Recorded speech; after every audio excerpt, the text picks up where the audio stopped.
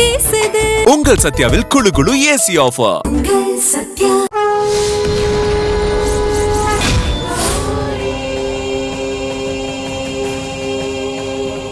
என் கண்ணை பார்த்தா 5 நிமிஷம் இல்ல அசோக், 2 நிமிஷத்துலயும் வசியம் பண்ணிடுவேன்.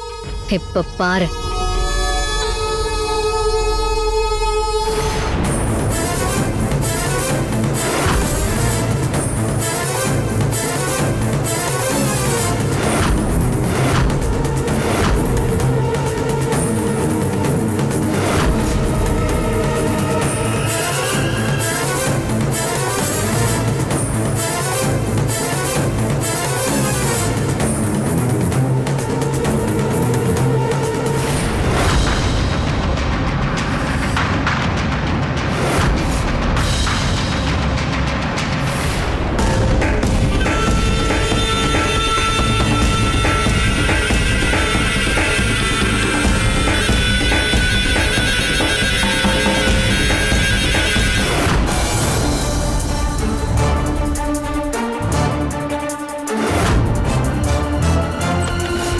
சின்னையா,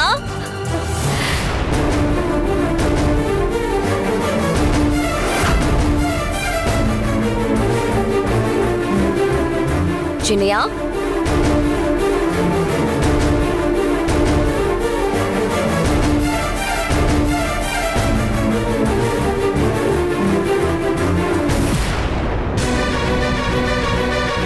சின்னையா,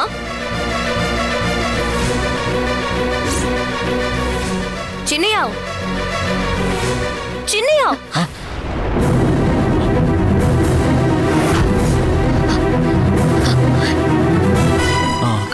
என்னாச்சு சின்னையா? அது மாயா கண்ணுல தூசி விழுந்துருச்சுன்னு சொன்னா, அதான் அதை எடுக்க ட்ரை பண்ணிட்டு இருந்தேன். தூசியா? இருங்க, நான் பாக்குறேன்.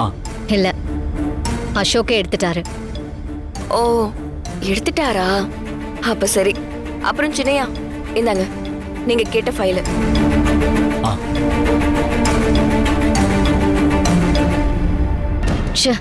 இன்னைக்கும் வந்து காரியத்தை கெடுத்துட்டா.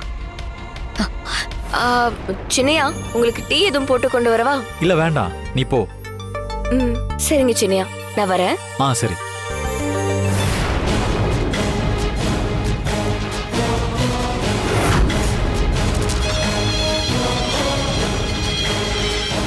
தேங்க்ஸ் அசோக், நான் வரேன்.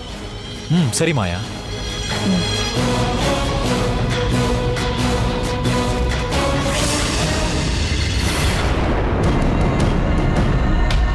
ஹே,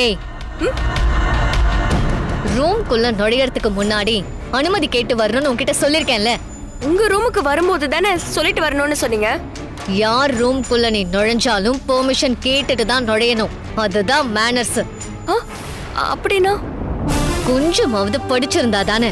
இங்க பாருங்க, சின்னையா என் புருஷன்.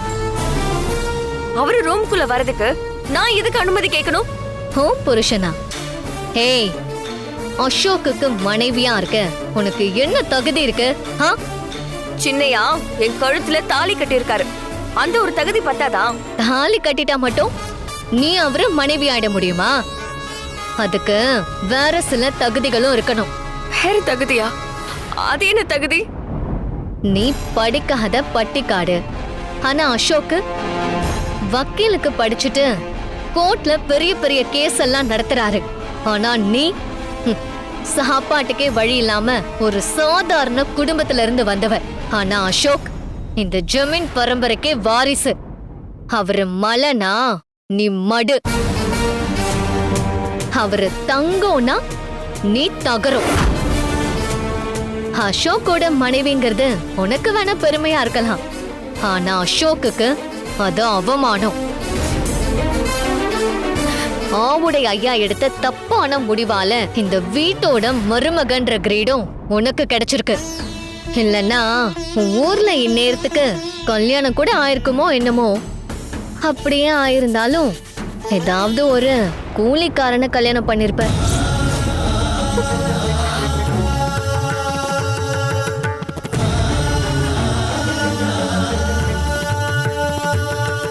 ஹே, இனிமேலாவது அசோக்கோட மனைவின்னு சொல்லி அவரை அவமானப்படுத்தாத.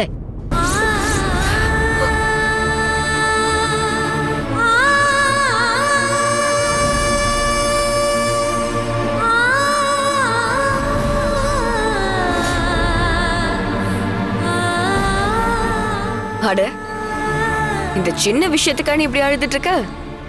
ஏதோ சின்ன விஷயம். மாயா சொன்னதும் தான் சின்னையாவுக்கு மனைவியா இருக்கிறதுக்கான தகுதி இல்லைன்னு இப்பதான் எனக்கே தோணுது. எந்த விஷயத்திலயும் நான் அவருக்கு பொருத்தமானவ கிடையாது. ஆக மாயா சொன்னதை வச்சு நீ ஏன் ஒரு முடிவுக்கு வந்துட்ட? இதோ பாரு, நீ சாதாரண குடும்பத்தில இருந்து வந்தவதான்.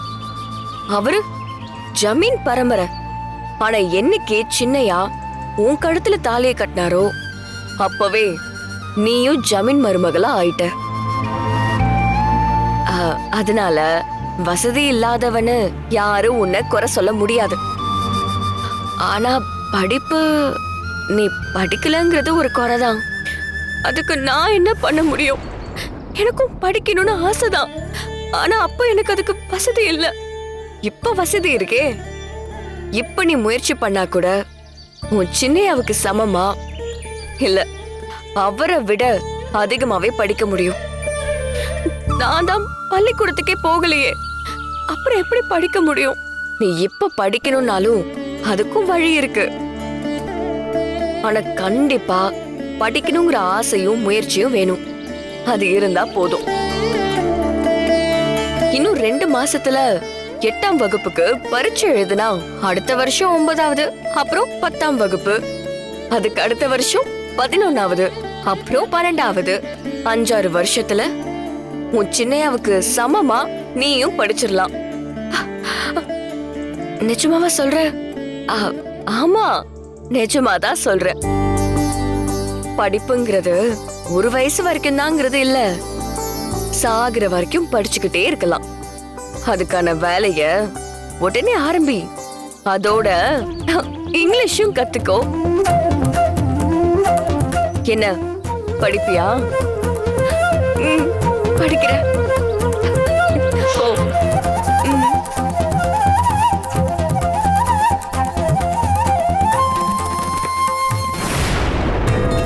இந்த வேலைலாம் பண்றாளா?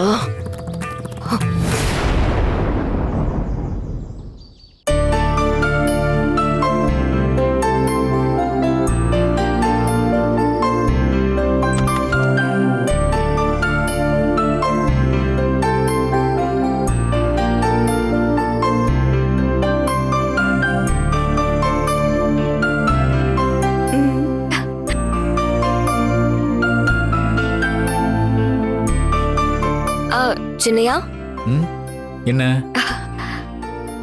வேலையா இருக்கீங்களா? ஆமா, எதுக்கு கேக்குற இப்போ?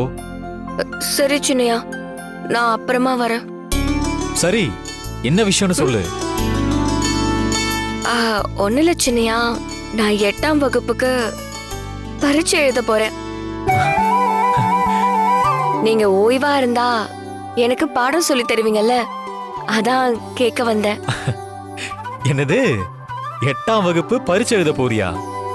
ஆமா சின்னையா. உனக்கு எதுக்கு இந்த வேண்டாத வேலை? ஏன் சின்னையா, நான்லாம் படிக்க கூடாதா? சே, நான் ஒன்னும் அந்த அர்த்தத்துல சொல்லல. உண்மையிலேயே நீ படிக்கணும்னு ஆசைப்பட்டா தாராளமா படிக்கலாம். ஆனா திடீர்னு பரீட்சை எழுத போறேன்னு சொல்றியே, அதான் ஏன்னு கேக்குறேன். படிக்கணும்னு தோணுச்சு சின்னையா. அதெல்லாம் சரிதான். அப்படி தோன்றதுக்கு ஒரு காரணம் இருக்கும் இல்லையா? அதான் ஏன்னு கேக்குறேன்.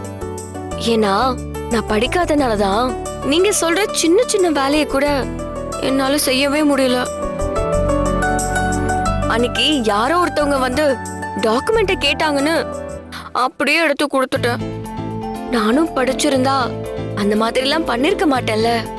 அது மட்டும்தானா, இல்ல வேற ஏதாவது காரணம் இருக்கா? இருக்கு சின்னையா. நீங்க பெரிய பெரிய படிப்பெல்லாம் படிச்சிருக்கீங்க. உங்க மனைவியா இருக்க நான் 4 எழுத்து படிச்சிருந்தா தானே உங்களுக்கு கௌரவம்.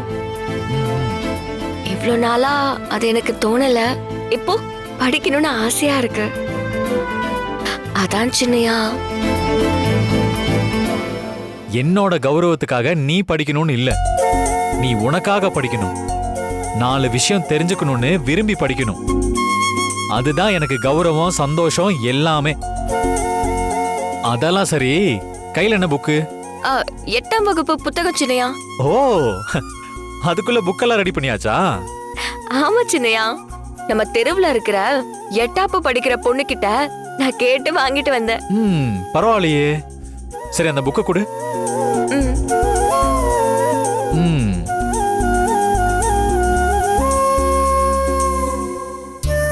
சரி, நீ உட்காருங்க.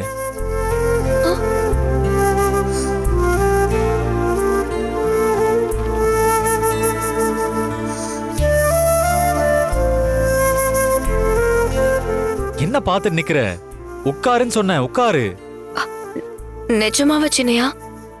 ஆமா, உட்காரு. ம். ஏய், இரு இரு.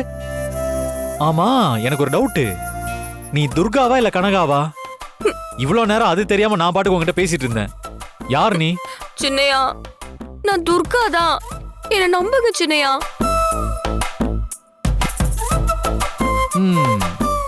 சரி, நீ துர்காவோ கனகாவோ, ஆனா என்ன பாட சொல்லித்தர கேட்டுட்ட. பரவாயில்ல, உட்காரு. ம்.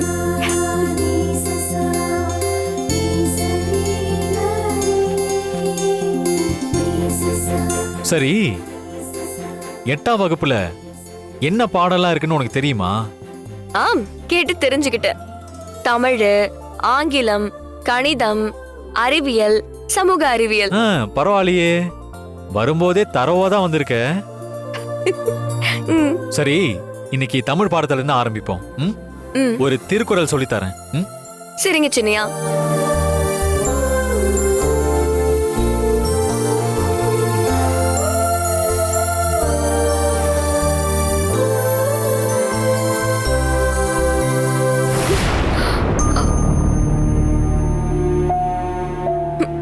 என்ன சின்னையா, ஆரம்பமே கரண்ட் கட் ஆகுது.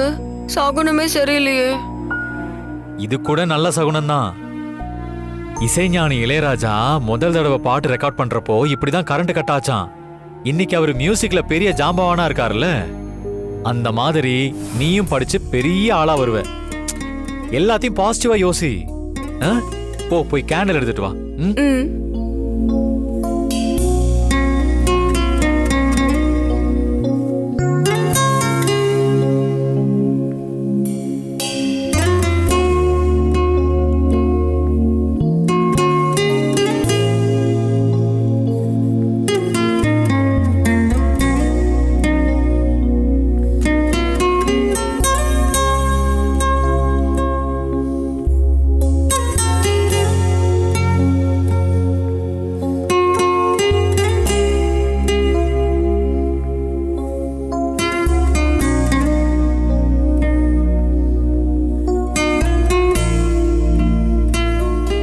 என்னது இது?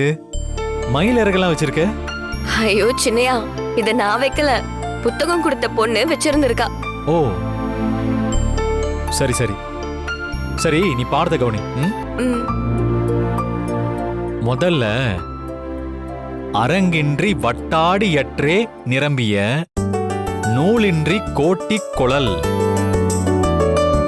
அப்படின்னா நிறைந்த அறிவு தர நூல்களை நம்ம கத்துக்காம ஒரு பொது இடத்துல போய் பேசினா நம்மளோட அறிவை அவங்க ஒரு மாதிரி கேவலமா பார்ப்பாங்க. ம்.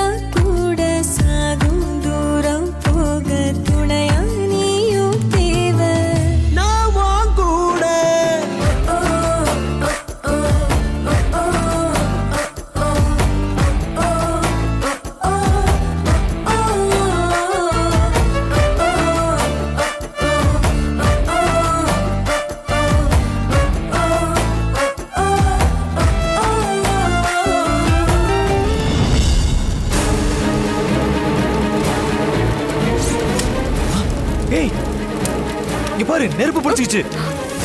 ஏய், ஏய், ஐயோ, பாத்து. சின்னையா. சின்னையா.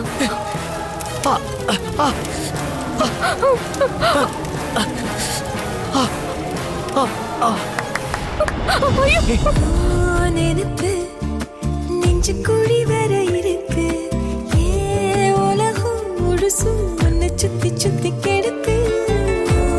நினைப்பு நெஞ்சு குழி வர இருக்கு. ஏ உலகம் முழுசும் உன்னை சுத்தி சுத்தி கெடுக்கு. மனசுல ஒரு வித வலிதான் சுகமா சுகமா எனக்குள்ள ஒருக்குற உன்னை நீயும் நிஜமா. சின்னையா, இன்னைக்கு பாடம் சொல்லி கொடுத்தது போதும். நாளைக்கு வச்சுக்கலாமா? ஏன்? ஒரு மாதிரி இருக்கு சின்னையா.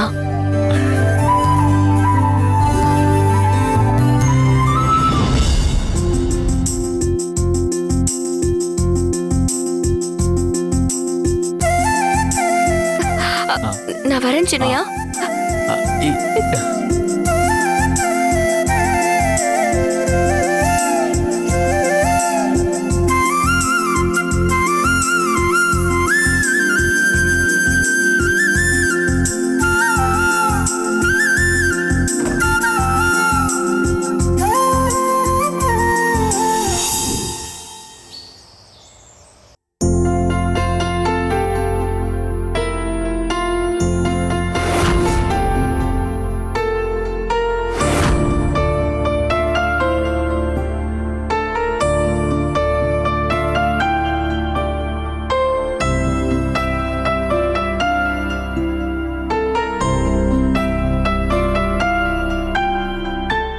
டேய் ஜனா, யாரா இவங்க?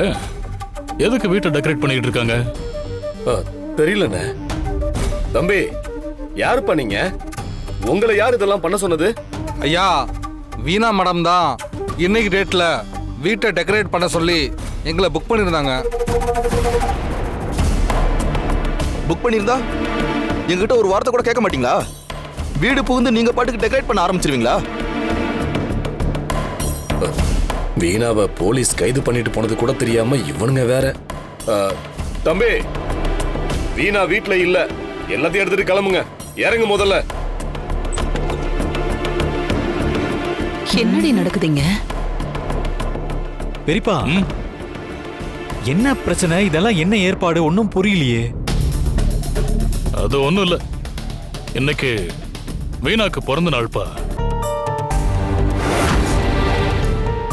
அத அவ பெருசா செலிப்ரேட் பண்ணணும்னு ஒரு வாரத்துல இருந்தே சொல்லிக்கிட்டே இருந்தா. அதுக்காக டெக்கரேஷன் அது இதுன்னு எல்லாத்தையும் முன்கூட்டியே புக் பண்ணிட்டா போல. ஆனா அதுக்குள்ள வீணாவ அதுக்குள்ள இங்க என்ன நடந்ததுன்னு தெரியாம தான் இவங்கெல்லாம் வந்து டெக்கரேஷன் பண்ணிட்டு இருக்காங்க. தம்பிகளா, இது எல்லாத்தையும் கொஞ்சம் எடுத்துட்டு போங்கப்பா. ம், சரிங்க ஐயா. சார்,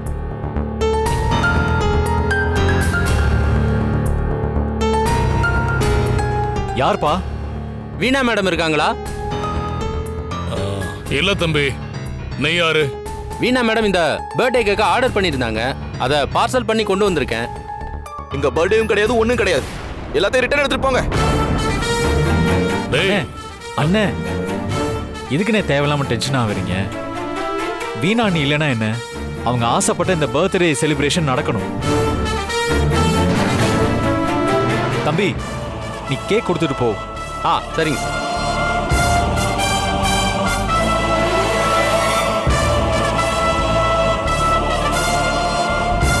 வரேன் சார். ம்,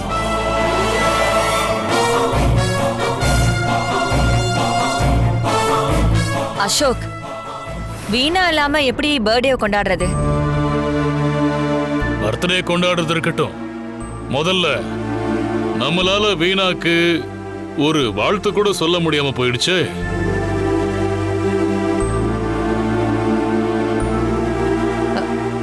எங்க வீணா போலீஸ் ஸ்டேஷன்ல தான் இருப்பா. நாம நேர்ல போய் வாழ்த்து சொல்ல முடியாதா? வீணா ஸ்டேஷன்ல இல்ல. நந்தினி அவளை ஸ்டேஷனுக்கு கொண்டு போகாம வேற எங்கேயோ கொண்டு போய் வச்சிருக்கா. அவ எங்க இருக்கான்னு கூட தெரியலமா.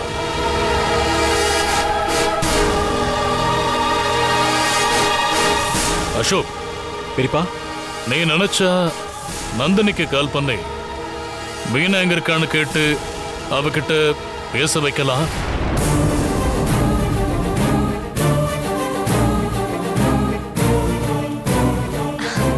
ஆமா அசோக், வீணா பாவம்பா. இவ்வளவு ஏற்பாட்டையும் பண்ணவல திடீர்னு போலீஸ் பிடிச்சிட்டு போயிடுச்சு. அவ மனசு கஷ்டப்படும். நம்ம ஃபோன் பண்ணி வான்னு சொன்னா அவளுக்கும் கொஞ்சம் ஆறுதலா இருக்கும்ல. அம்மா, வீணா அண்ணி மேல நந்தினி மேடம் சொன்ன கம்ப்ளைண்ட் சாதாரண கம்ப்ளைண்டா? வீணா அண்ணியா இப்படின்னு அவங்கள நினைச்சு நான் ஃபீல் பண்ணிட்டு இருக்கேன். ஆனா உங்களுக்கு அவங்க பண்ண தப்பெல்லாம் துளியும் கவலை இல்லாத மாதிரி இருக்கீங்க. அவங்களுக்கு பர்த்டே விஷயம் சொல்லணும். இப்ப அதுதான் ரொம்ப முக்கியம் இல்ல?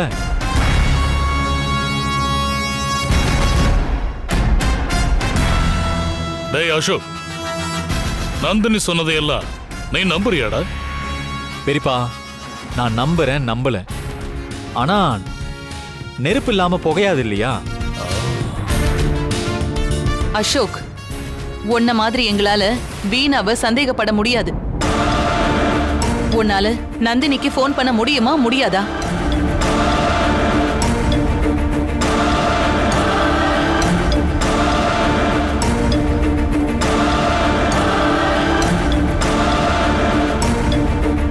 குலு குலுன்னு காத்து வீசுது. உங்கள் சத்யாவில் குளு குளு ஏசி ஆஃபர். உங்கள் சத்யா.